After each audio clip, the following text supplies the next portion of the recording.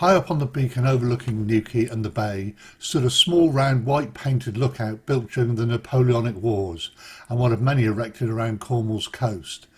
Built as a lookout in case of invasion, it would later be used by men from the Coastguard who were stationed in Newquay, then a hotspot for smuggling. These men and their families lived in the Admiralty Coastguard cottages in Fore Street, built in 1825. They made up a large proportion of Newquay's population of some 200 people, and many descendants still live in Newquay today. It was the last surviving of these Cornish lookouts, unlike the others, thought to have been built of timber. Well constructed, it had thick walls and small round porthole windows, allowing a wide range of fire. It was somewhere where the coastguards could retreat should smugglers be apprehended and a musket fight break out. Cornwall had a long tradition of smuggling with its long coastline and numerous small inlets and coves. The town blister area had plenty of potential, and the Gazelle was an ideal spot for goods to be brought ashore. The high cost of maintaining the coastguard and high duties on goods that created a barrier to trade led a reduction to both. Smuggling became less profitable and diminished, and as the 19th century progressed, the coastguard were withdrawn from such duties.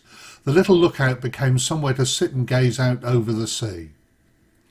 The town council took ownership of the lookout and actually made it available to rent, but its days were numbered. A committee was established after World War I to create a war memorial, and the sites considered were the Barrowfields and the Beacon. The latter eventually was chosen. Accusations of incomers not respecting Newquay's past were widespread, and to say it was controversial is an understatement. Not that anyone was against commemorating our war dead, but it was a positioning of the memorial.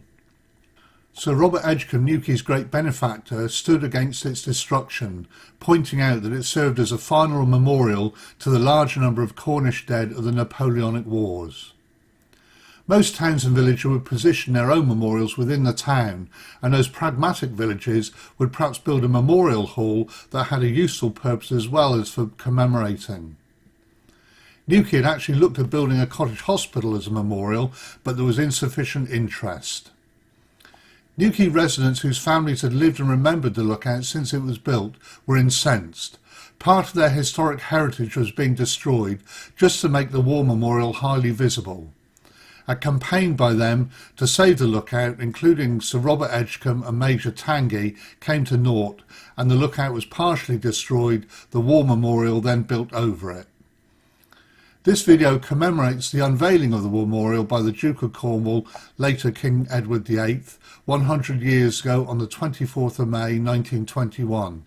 It also helps remember the old lookout and marks the first loss of a Newquay historic landmark.